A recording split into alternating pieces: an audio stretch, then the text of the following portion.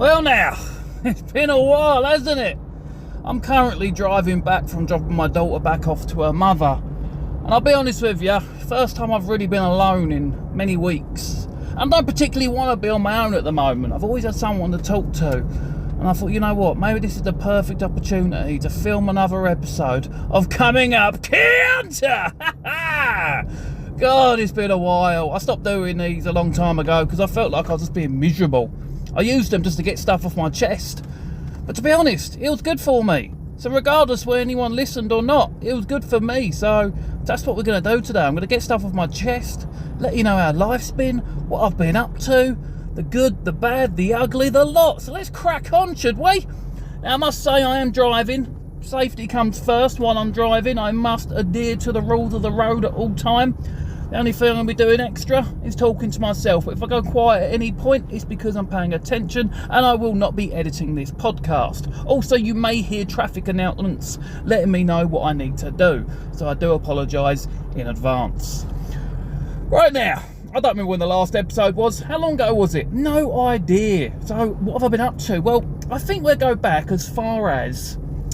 When was it? Oh, I don't even know what month it was. But do you remember... I'm sure I've done podcasts on all of these. I did the tallest mountain in Wales. I climbed that. That was a great day, except for we didn't complete it. Got so close to the top and then the weather, so we had to turn around. Shortly after that, we done Scafell Pike, the tallest in England. Completed it, even though we did it in a bloody blizzard. Then we went back to the tallest in Wales and we completed that. By the way, this isn't all recently. I'm just building up to the most recent one. And then we've done the tallest in England and the tallest in Wales. So now we had to do the tallest in Scotland. And about a month, 2 months ago. In 300 yards, at the roundabout, take the first exit onto each end, A257. Each end, eh? But yeah, about 2 months ago, I think, we did the tallest in Scotland. Now, that was a bit of a mission, just getting there, because we had to drive from mine to the airport about an hour and a half. We had to pick people up, so let's say 2 hours. Get to the airport 3 hours before your flight. Then the flight to Scotland. Then we get there, we've got no car, so now we've got to rent out a car. But we rent out a van because there was 9 of us, so now I've got to drive that van like 2.5 hours to where we're staying, which was about 45 minutes away from the mountain itself. So that was a bloody long day, but we knew it was going to be a long day, so we went up on the Thursday. We stayed the Friday, the Saturday, and the Monday because weather was going to be bad, and we just wanted to wait until we got there to decide which day to do it on. So we didn't do it the first day we was there. I can't remember what we did that day. I think we went like sightseeing. We climbed it on the second day and then had the third day to do a bit more sightseeing. We went and saw a waterfall and some other bits and bobs. But anyway, the climb was brilliant. It wasn't the hardest one I've done. I don't know. Even though it's the tallest one, it wasn't the hardest. It wasn't easy. I'm not saying it was easy, but I think where I got fitter over the years, it become a bit more easier on me. But it started off absolutely freezing. Within half hour, I'm absolutely sweating and stripping down. And by the time I got to the top, I had every single layer on because we had climbed straight into the clouds and it was just absolutely freezing. And then after that, not long after that, I went on holiday. Where did I go? I went to Tunisia. Yes, I went to Tunisia with my sister. It was the worst holiday I've been on in a long time. I did not enjoy it, not at all. I tried my best to pretend I did, so my sister felt like we was having a good time, but I don't think she loved it either. The hotel weren't great, apparently 5-star. I wouldn't give it 2 stars. I mean, if that's their equivalent of a 5-star hotel in Tunisia, I wouldn't even want to go to a 4-star. My God. I mean, my standards have gone up in the years, so it isn't the worst hotel I've ever stayed in, but the holiday was the worst I've had in many, many years. We couldn't get drunk. It was impossible to get drunk. In fact, the only night we got drunk, even though it was all inclusive, we went to the bar and we paid 40 quid for a bottle of wine, and it got me tipsy, so I went and brought another bottle just so I could feel drunk that week. But the food was crap. First day on the food, right, I found some pasta station where they make the pasta fresh. I was like, that'd do, everything else was crap. Second day I got in there, it looked like the same food as the day before, but I tried a few bits and bobs, it was all shit. Went back up to the pasta station, plate of pasta, bosh. Third day, same food again. Pasta station, done. Fourth day, this is when I realised it's the same food every day, and the only thing I've got to eat for the whole week is pasta. Even the pizza was crap. I might not have told you about the holiday before that, actually. That one was actually really good. I went with both of my sisters and my brother. Lovely little place in Egypt. The only negative thing is the entire hotel was on a hill. And if you weren't going far, it's not an issue. But if you wanted to go from our room down to the pool, one of the pools, sorry, there was like 5 pools, but the main pool with the bar in it was the furthest one away from us. Walking to it wasn't an issue, walking downhill. Back up was an issue, but they had a bus, like a little bus. It takes like 60 seconds to get back to your room. And it literally goes up the road, back down the road. So, it takes seconds. You haven't got to wait long. That was a really good holiday, that was. We had so much fun. We went out, we done loads of excursions and stuff. Absolutely loved it. Again, another great part. Shortly after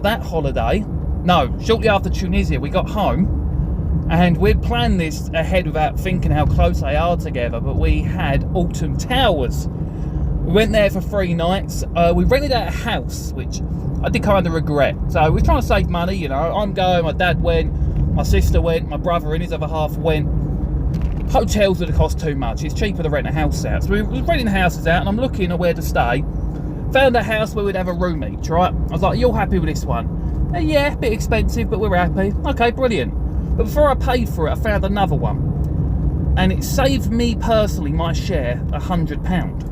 And I thought, okay, but it didn't have enough beds. It was 1 bed short. So I just said to everyone, look, we can all save £100 here. I want to save £100. So what we do, if you're happy, we'll get this place and I'll have the sofa. Well, everyone's happy with that. They're still getting a bed and saving £100. And I ain't got a problem sleeping on the sofa. Except, it wasn't really a sofa. It was more like a bench. I couldn't lay on it and have my head and legs on it at the same time. It was a nightmare. So the first night, trying to sleep on it was a big issue because I forgot to take my sleeping tablets, but it was many hours until I discovered that. It was about 4 or 5 a.m. I was like, wait a minute, I haven't had my sleeping tablets. I just thought it was the bed the whole time. But I couldn't then take the sleeping tablets because they take 4 hours to kick in, and we had to go to Alton Towers, obviously. So they'd have been kicking in at about the time we left, so I had no sleep. But then we went to Alton Towers, we had fast tracks, so we went on every single ride. It was absolutely brilliant, every moment of it amazing. The new ride they had, was it Hyperia? No, that was Thorpe Park. I went there as well, like 3-4 weeks ago. Sorry, I've done so much this year. But anyway, both of those absolutely brilliant, except for the Alton Towers and the sleep part. I won the driving part. It's a long bloody drive. But luckily, here's another new thing. I got a new car. I got myself a Range Rover. I'm not a car person, so don't come at me whether it's a good car or a bad car. That's not why I got it. So I've had my car for many, many years. You all know my car. If you listen to this, you know what my old car was. It had all of your usernames down it. It was a lovely car, convertible, Peugeot 206, or was it 207cc? One of them. Had it for many years, loved that car. Many, many, many memories in it. Filmed my first videos in it, my last videos with the car. Oh, it was just so long I had that car for, and every year it was costing me more and more money. I've got to turn the AC up a little bit, so I do apologise if you end up hearing a slight blowing. I'll turn it off as soon as I've cooled down. I haven't got the convertible anymore, so I can't put the roof down, which is a shame. Sometimes I film these podcasts with the roof down. No one ever moaned about it, so I just did it. But anyway, that car was costing me a lot of money, first a couple of £100 a year, but the last few years I had it, it would cost me thousands of pounds every year fixing things, I was keeping a dead horse alive, and the vet bills were becoming unimaginable. Anyway, I got it MOT'd, got the work done on it. It was at that moment I decided we're not doing this again, it's too much. I can't keep doing this. So, what do we do with a car that's covered in people's usernames? A car that, by the way, I checked, I could have got about £2,000 for it, £2,500 without the usernames on. But nobody is going to want to buy it with all them usernames on it. So what do I do with it? I thought, fuck it, I'm going to give it away to someone. Someone's having my car for free. So I thought of ideas, competitions, blah, blah, blah, like, share this post, all the usual stuff. And I thought, nah, we can do better. So I decided to do a raffle and raffle it off for charity.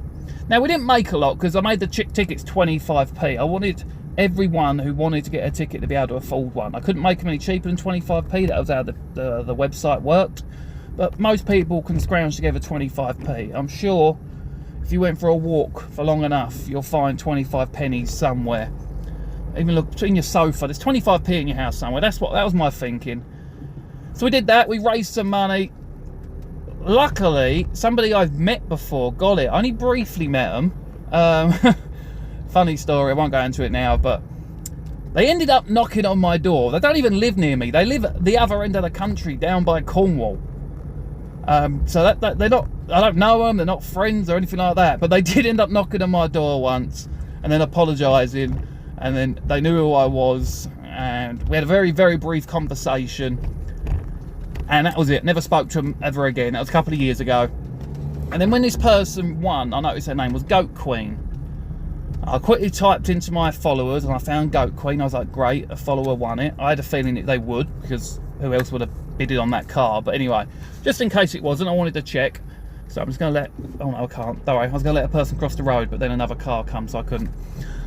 Anyway, they won the car, messaged them, congratulations, blah, blah, blah. They was like, great. My dad lives near you. I was like, oh, okay, that's great. Which makes sense now, how they ended up knocking on my door that time. Anyway, they asked if I could deal with their dad, get him to sign the car in their name and get the insurance, tax, MOT, whatever else, you know, sorted out. So I went and met him, sorted all that out, but he obviously didn't want to probably be in the picture of the car because he didn't win it. And then the people who did win it didn't collect it for months. It weren't my problem, it wasn't in my name anymore. It was sitting outside my door, but it was not legally my car anymore. So my neighbours probably thought, what an arsehole, he's now got 3 cars down this road, mine, my wife's and my old car. But one day I did come home and it was gone. I'd like to have met him, I'd like to have said congratulations, get a photo with him, so I could have shared it on social media, but I don't know, maybe they come down, knocked on my door and I weren't there, so they just left. I don't know, I didn't actually hear from them, but I hope they're getting on well with the car. I doubt they listen to these podcasts. Not many people do, to be honest, because I don't publish them. These are really just for the OG followers. But welcome anybody that's new that has found it. It's lovely to have you here, and let me know somehow that you listened. Maybe comment on one of my videos, I listened to your new podcast episode. That'd be great.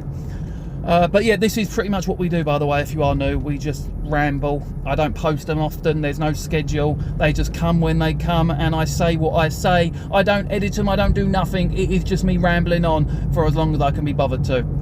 Anyway, so that's the car. Anyway, I then got the opportunity to buy a new car, and I went for this Range Rover. The reason I went for it was because my mum struggled with the Peugeot. She couldn't get in and out of it anymore. She was, you know, she's getting older, she's getting more frail.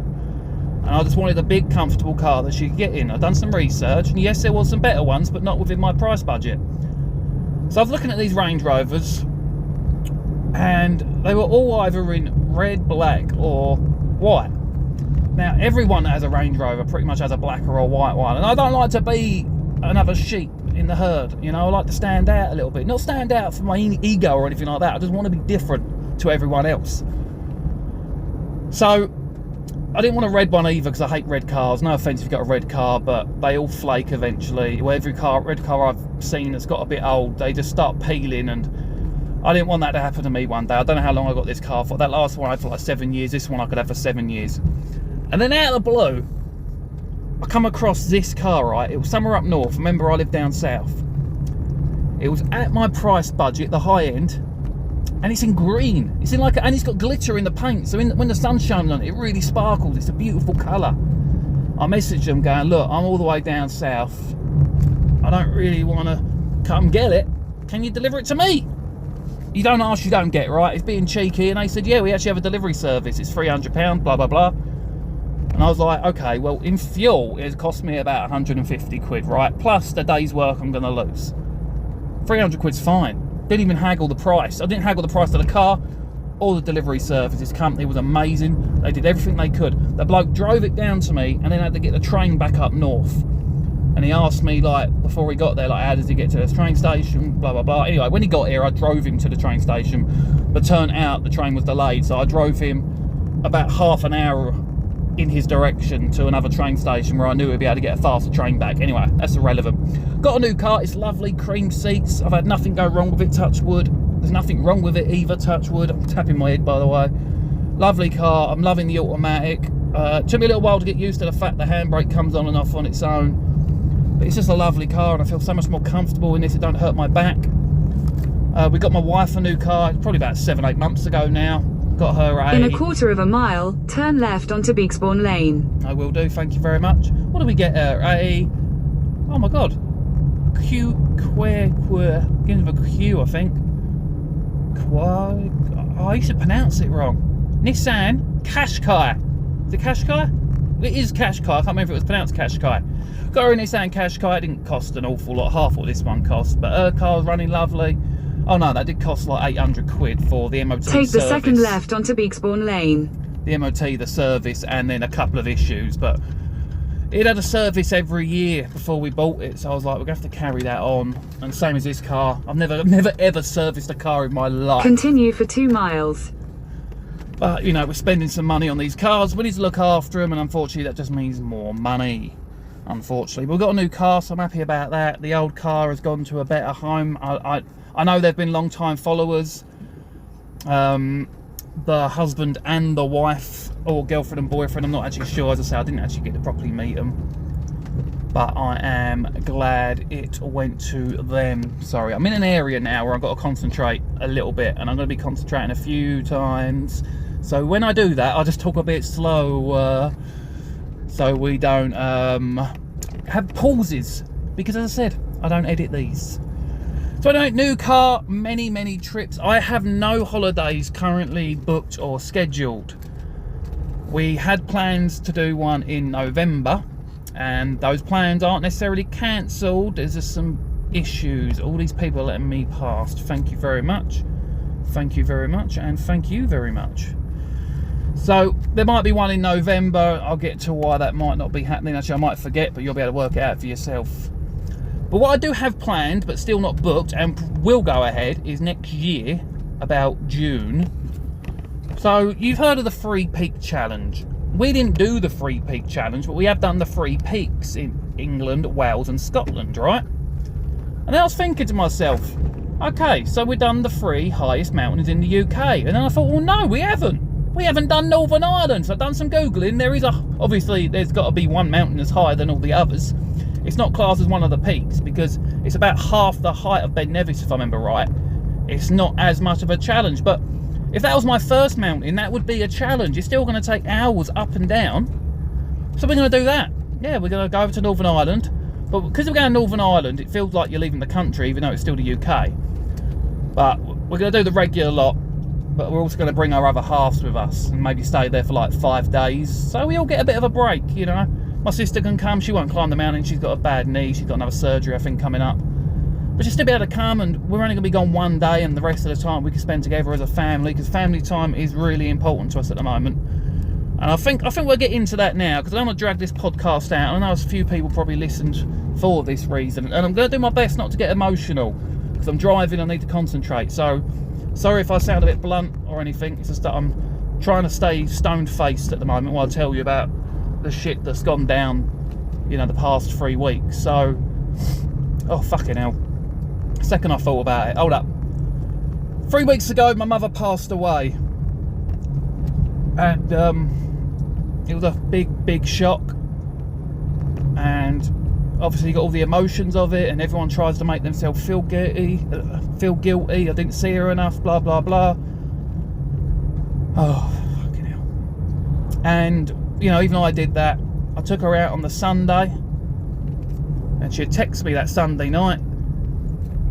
I didn't reply back. It was it's not a rhetorical question, but like a rhetorical text. I don't know what you call it. It was a statement, not a question. Didn't warrant a reply, but I could have replied. I could have just said, love you. But I didn't. Anyway, Tuesday I get a phone call. Darren, come to mum's. She's blue in the face.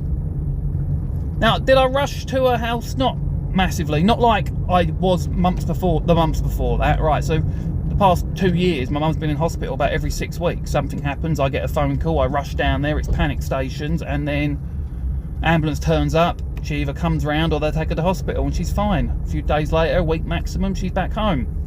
It's become a pattern. So when I get this phone call, okay sis, on my way, went downstairs. I didn't like run out the house. Calmly got in the car, drove to my mum's, obeying the speed limit laws, unlike I might have done before.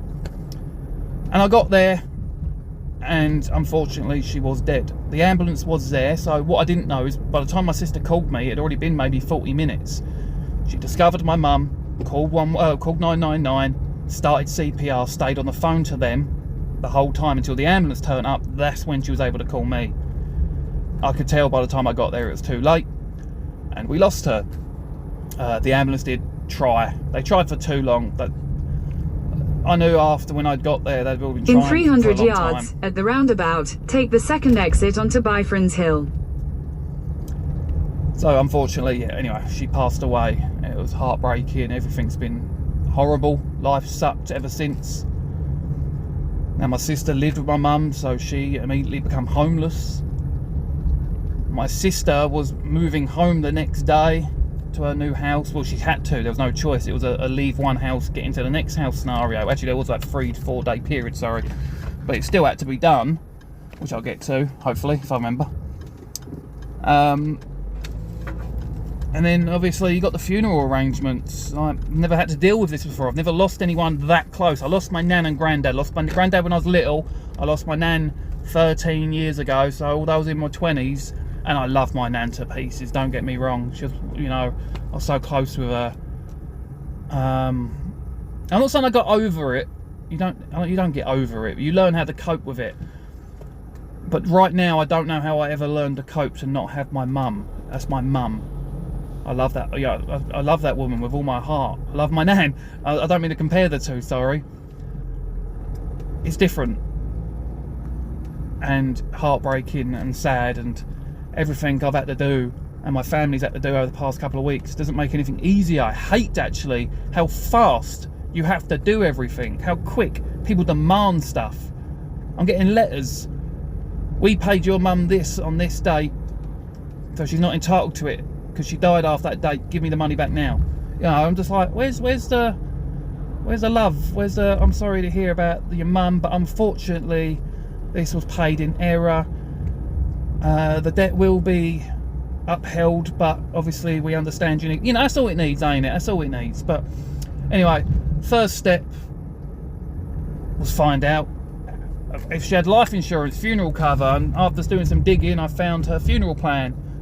Called that company up, lovely people, really helpful. All they needed was a death certificate, but that took a while because my mother was in I forgot what you call autopsy and all of that stuff. Had to find out what it was, and I'll quickly tell you this part now because I'm going to forget. My mother died of heart disease. My mum had lots of problems with her. Heart disease wasn't one anyone knew about. So that was a big shock. We never expected it to be heart In 300 disease. yards, slide right onto Beaksbourne Road. So we're all getting checked out now. I had an appointment the day after the funeral, which I keep saying I'll get to this part, and I'm probably going to forget them all, but Slide right onto Beaksbourne Road, then turn right. I didn't go to my doctor's appointment because of how ill I was, and I'll probably get to that in a minute.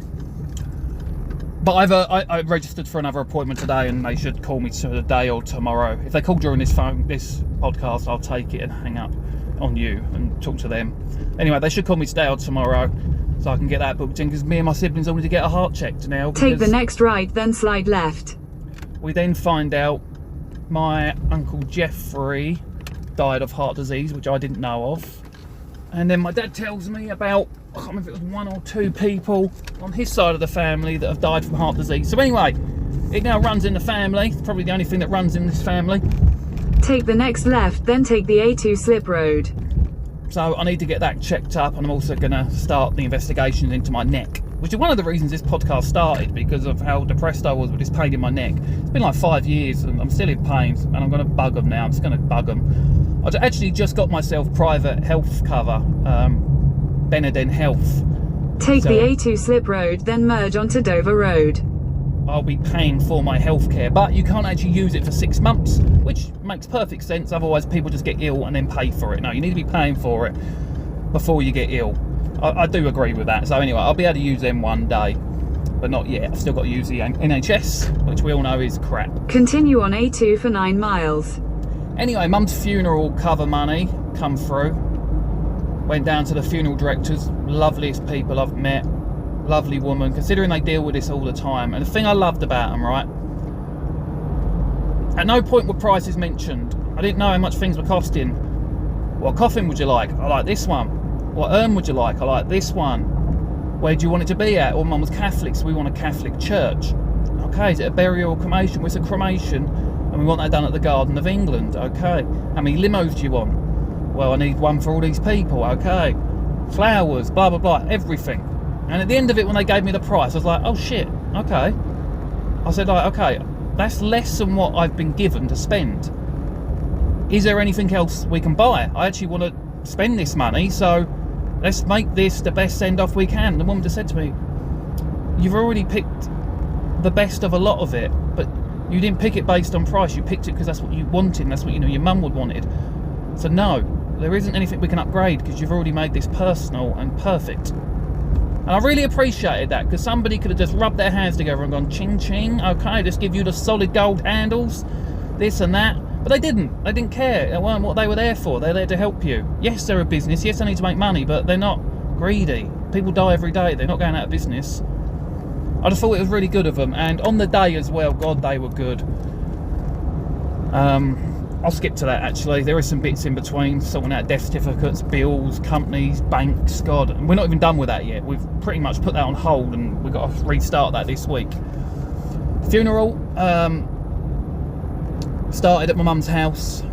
I got everyone that was going in the limos to come to my mum's house, but other people turned up as well just to be there and support us. It was lovely. Friends, even my wife's friends and siblings were there, you know.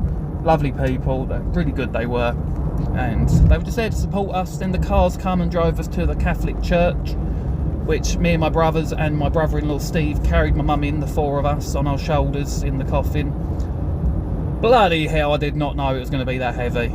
God, my back is still in pain and my shoulder still hurts. My back is killing me. I've been drinking a lot. We'll get to that. We'll get to that. I should have just started with this story instead of just telling you about the rest of the year. I just didn't want this to be a miserable podcast episode the first time you hear back from me. I'm going to have a quick puff of my vape, so give me 10 seconds of silence.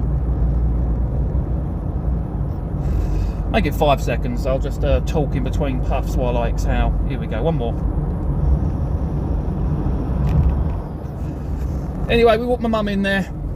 I could hear my siblings behind me carrying the coffin, you know, very tearful. I wasn't tearful at this point. It's like I hadn't registered yet what we were doing. Sit down, my sister Claire goes up to give the eulogy.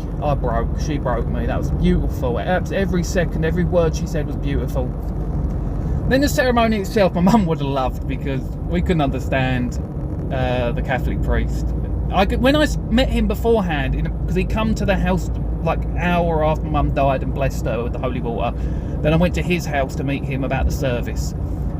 And then at the actual, in the church with the microphone and his accent, I don't know where he originated from or his family did, but he still had a very strong accent, and we couldn't understand him, which made it less sad, because we're all like, oh, what's he saying, and then like we didn't know when he said what page to go to for this song, and so he's the only one singing it because nobody knows what song it is. It was, for my mum, she would have found that all very funny, and it was fitting for my mum's sense of humour. But then my sister Caitlin went up to give her eulogy, which broke me, and then following my sister Caitlin's was my turn, and I said one line and I burst out into tears. And I don't think anyone in my family has ever seen me cry, any of them, other than my wife. And I sobbed on that stage for about 30 seconds, and then my wife ran up and grabbed me. Tried talking again, I couldn't, and then she finished that sentence of my speech and then held me while I'd done the rest of it. But after every couple of lines, I just had to stop to cry. I stood up there like a weak, broken man. But I wasn't embarrassed, still not ashamed of it, nothing. It was my mum's funeral, and I don't care who saw me cry. And someone even said to me when I came outside, they said it's my sister's as well, how beautiful the eulogies was.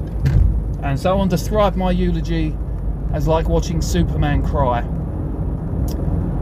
I liked that, because not to be compared to Superman, but I like to be the strong one, and I've been the strong one, I believe. Tried to be, as well as my brothers, throughout all of this for my sisters, because, well, they loved mum as much as we did, but somebody had to be the strong, level-headed one to keep things moving and to get the funeral done. Thankfully, we also had other family members, like my cousin Brina, who massively helped. I feel bad for my cousin Brina. She had a floristry business, which unfortunately only closed down a week or two before Mum passed away. But yet she's still done the flowers for the funeral. I was very, very thankful for that. Anyway, I had to stay strong. I just had to. And then the funeral, I couldn't do it anymore. And then after that, we then drive to the Garden of England where the cremation happens. And it was the same again. It was like doing it all over again, just about the eulogies. It was so sad. And at the end of it, me and my siblings went up to put a rose on my mum's coffin before she went into behind the curtains, and all 5 of us instantly broke out again. Oh fucking hell. And fuck yeah, that was bad. That was sad, sorry. Very, very, very sad. And then we stood there while everyone in turn, one by one, come up to the coffin, maybe said something, or kissed the coffin, or kissed a picture of Mum, put their hands on it. And then the hardest one to watch was my mum's best friend's mum. She's, I can't remember how old she is, late 80s, early 90s. You know, frail woman, but she's been in my family my whole life. So, you know, I love my godmother, and my godmother is my mum's best friend, and her mother, you know, as much as any other family member. And it was at this moment I realised as well that she wasn't just my mum. She had siblings, she had friends. God, you know, I've been strong for my siblings, but not thought enough about her siblings and her friends and all that. I did get her siblings limos and stuff, and her best friend a limo. I made sure they were comfortable and all that, but I didn't think about how they must have felt as well. And I wish I'd have gave them some more condolences and gone to see them, because God forbid any of my siblings pass before me. You know, I want to be first out the door. I don't have to put them through that. But I don't think I could go through... Oh, it's a horrible thing to say, but I don't think I could go through one of theirs. And for them, my mum's brother, who hasn't really been in the family for many years, I won't go into why, he turned up. And I said thank you for turning up. You know, she wanted him there as hard as it would have been for him. He was there, and he even said, because he was the oldest, it should have been me, then the 2 brothers, and then your mum. Should have gone in that order, not this way. You know, I don't mean to be horrible, but I agree. Mum, she was in her 60s, early 60s. It was not her time. It's unfair. Very, very unfair. Do you know what? I think I'm reaching the angry stage. Oh, God. Fuck. But, anyway, then it was the wake. How do you decide how many people come into a wake? I don't know. The funeral was over 100 people there. Don't get me wrong, no, this ain't a social media thing. I didn't tell any of my social media people where the funeral was going to be at. This was just family and friends, over 100 people.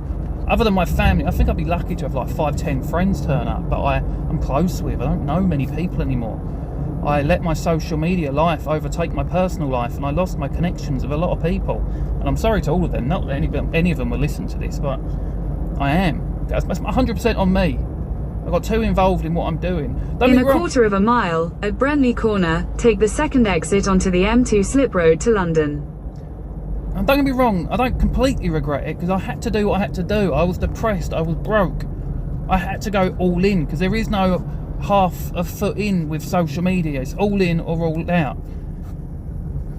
And it makes it hard for me to know what to do now, because I still need to be all in.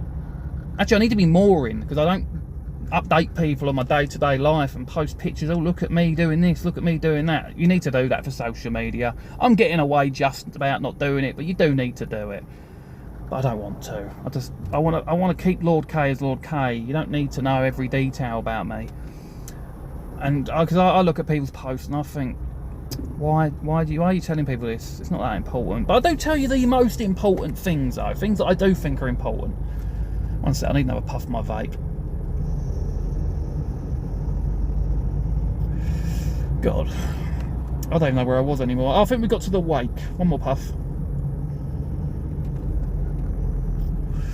So yeah, oh yeah. How many people come to the funeral? Loads of people at the ceremony. Loads of people at the Garden of England.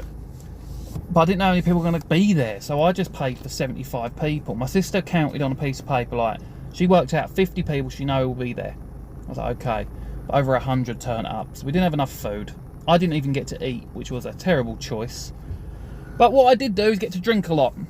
You see, a lot of my family that have died over the past century have all been Irish. And the tradition in my Irish family is funerals must have an open bar. Which is crazy, because you don't even get to enjoy it yourself when you're the dead one. But yeah, it's a tradition, and my mum always said, exit the roundabout onto the slip road. She must have an open bar at her wake. And I was dreading that bill.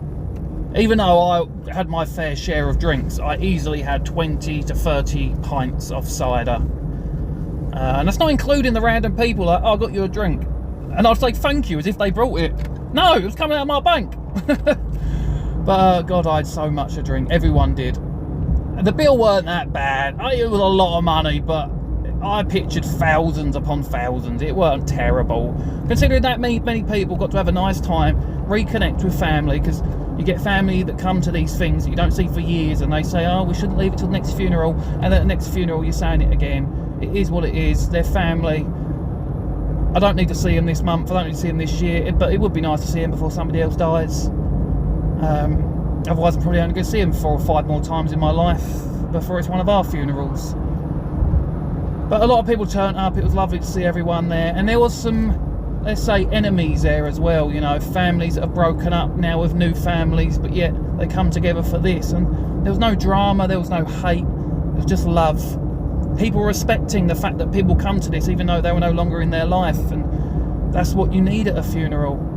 And family reconnected as well. Like, I don't want to say any stories, but people close to me who have parted ways with people for reasons maybe not of their control, but it was just all forgotten about for this night and possibly for the future, and they may now stay connected, and that's just lovely. It was bloody hard though before the funeral having to break it to my daughter, because she was actually on a Disney cruise for 2 weeks, pretty much starting from the day my mum passed.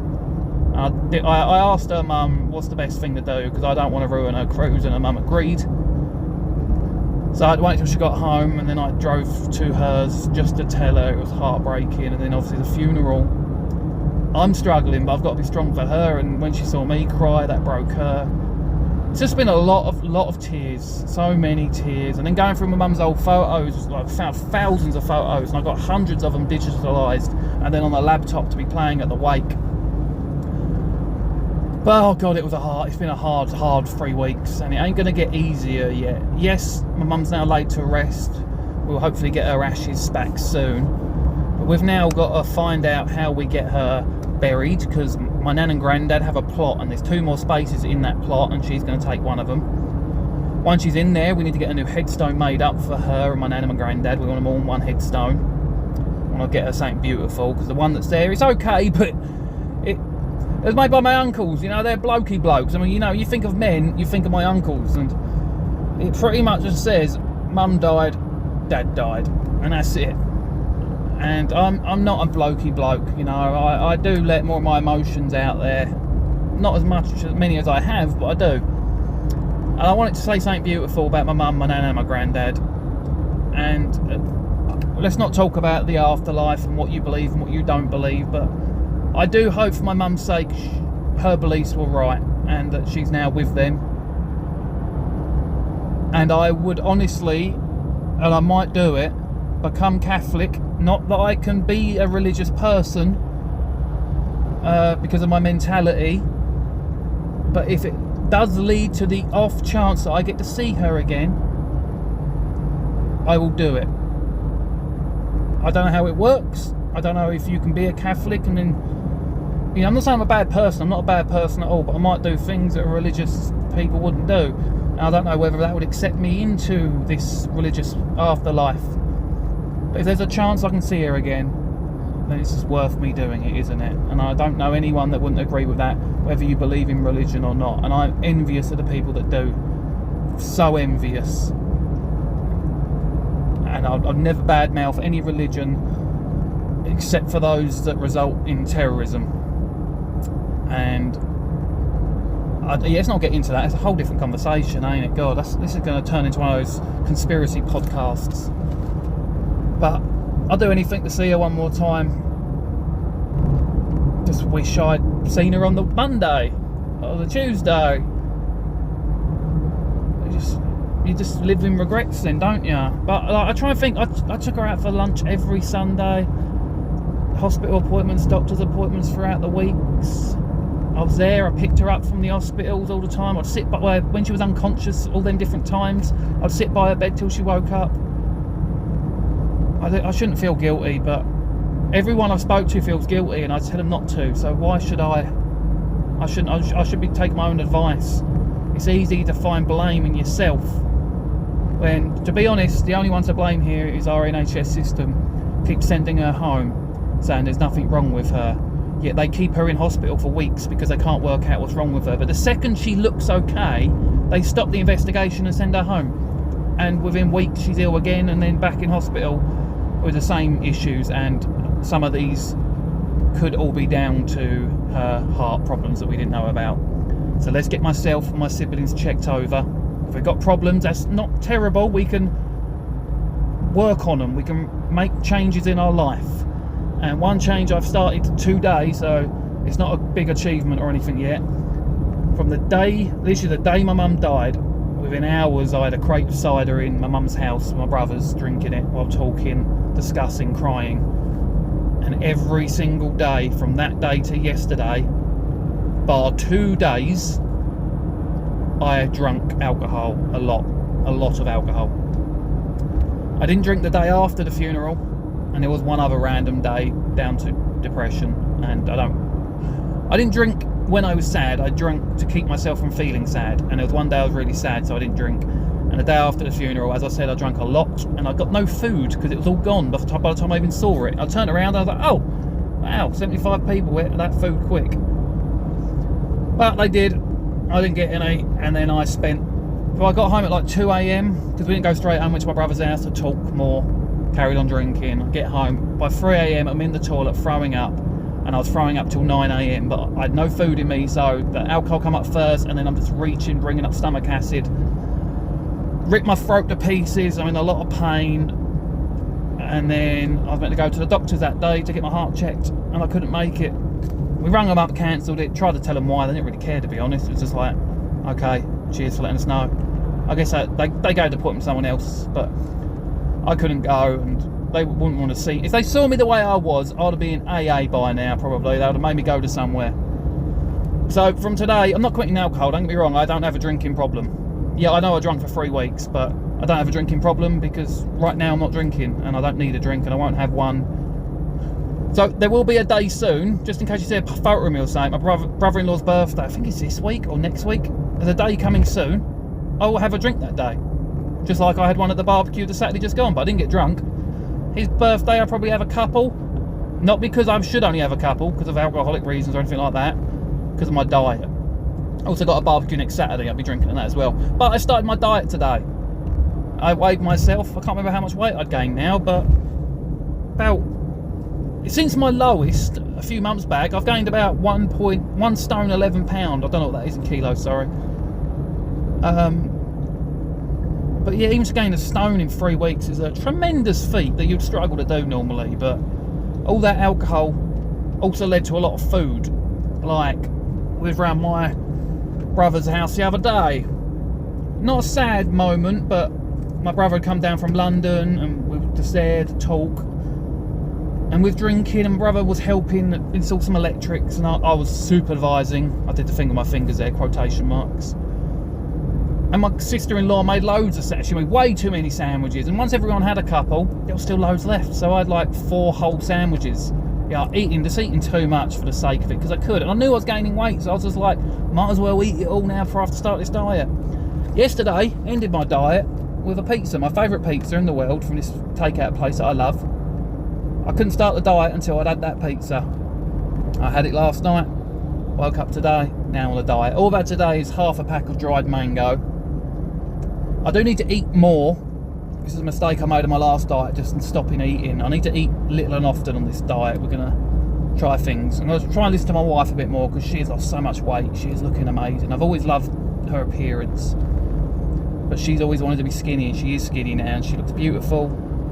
I love her no matter how she looks. I don't know how to say this right, because in a bad mood you could take this however you wanted, but she was beautiful before, she's just as beautiful now, but now she's beautiful with a big smile on her face because she's happy with herself. Bang, I think I got that right. She's been so amazing. She always has been amazing, but this past few weeks she's really looked after me. She's really just tried her best to give me no stress. She hasn't said, like, she's washing up and cleaning the house and I'm sitting there moping. She hasn't gone to me, oh, come on, please help. She just left me to it. And she knows I'm not alcoholic, so she's like, what's it going to hurt? As long as you stop doing this in a couple of weeks, drink all you want, just don't be silly. Yeah, she knows me better than I do, so she knew the alcohol thing wasn't a long-term thing. And don't get me wrong, I'm gutted it's ending. I like having a drink. I only do it like when I'm out or with someone, so it's always to have a laugh. And I love having a laugh. I let myself go a bit more. I can talk to people easier. So it just reminded me of one little bit that I'll just quickly say. I was going back to those funeral people. Their name is Havils in Sheerness. If you ever need a funeral people and then local to you, use them. Even the woman that I spoke to ended up being the woman who walks in front of the hearse with the stick. You know, she even gave me a cuddle. Like, she really cared, and she must deal with this all the time, but she cared. And she said, oh, I listened to the eulogies, they were beautiful. Your mum be so proud of you. Like, as if she was sad, but she cared. And it's such a beautiful thing. Like, it's her job. It's not a job to care, it's her job to get it all done and, you know, give people what they've paid for. But she went above and beyond, and so did the other people who worked there. I can't remember their names. I remember one of them, his name was Craig. There was loads of people there. It was just such a good company, and if anyone's getting a shout out, it's them. You know, thank you for all your help, but I do want to thank all my family, my friends. In 2 miles, take the exit. I was hard doing it without my best mate Jamie, but unfortunately his other half's brother died. The funeral was the same day. I've not seen much of him because of the passing of her brother, and he was ill for a long time. So I'll see him soon, hopefully. I've still got my mum's estate to sort out, her bills and all of that. Oh, and we can't go in the house at the moment. We think there's a carbon monoxide leak. 2 people have been in there and said they've had to leave because they felt dizzy and sick. So God knows what that is. Now I've got to get that sorted. I've got so much to do, so you're not going to see a lot of me. There's going to be a lot of reposts on social media for the next couple of weeks because for mental reasons and my mum's estate. But I will be back doing my videos like I used to be. I'll get this podcast uploaded. Hopefully I can still upload it because the company I used to post these with sold to Spotify. So fingers crossed I can still get this on there. Probably be the last episode you get for a while. I'd love to be able to do proper podcasts. You know, I'd love to have a studio and get guests in and do it like that. I think it could be funny, especially if we had a drink while doing it. I think it'd just be hilarious. But I struggled to be myself around people. So that's why I've never done it. It's why I don't do many cameos or collaborations. It's just me, myself and I. But the following's going well. The numbers are amazing, especially Facebook. Oh, Facebook changed my life. I don't have the stresses I used to have financially, so I'm able to be free. I just have to make a lot more content to be where I am on Facebook. I have you guys to thank and everyone else who followed me from the beginning. I know a lot of people that listen to this are the ones, the OG ones.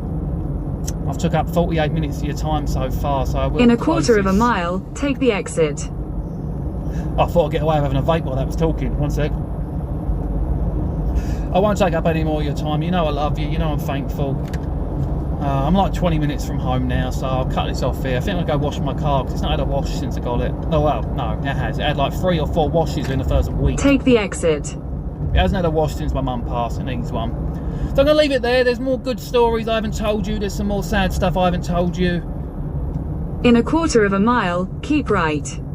The last thing I want to say is an apology to anyone who's ever told me they've lost a loved one. And all I've said to them is I'm so sorry to hear that. Because that was my response. I never understood. And I never gave you the compassion or maybe the hug you needed. All I gave you was the standard, I'm sorry for your loss. And I've heard that so much over the past couple of weeks. And it does nothing. It doesn't help. It doesn't make you feel better. It doesn't make you feel seen. Keep right, then slide right. It is meaningless words that I've realised I've been spewing all these years. Slight right towards Maidstone Road, A249, then continue straight onto Maidstone Road. I don't care who you are, how close Continue we straight are, onto Maidstone Road, A249. or Continue on A249 for 8 miles. or how manly you are. You're getting a hug and you're going to feel that I understand, and I'm here to hear you if you need me to. So yeah, that's what I want to end this on. So thank you all very much for listening to me.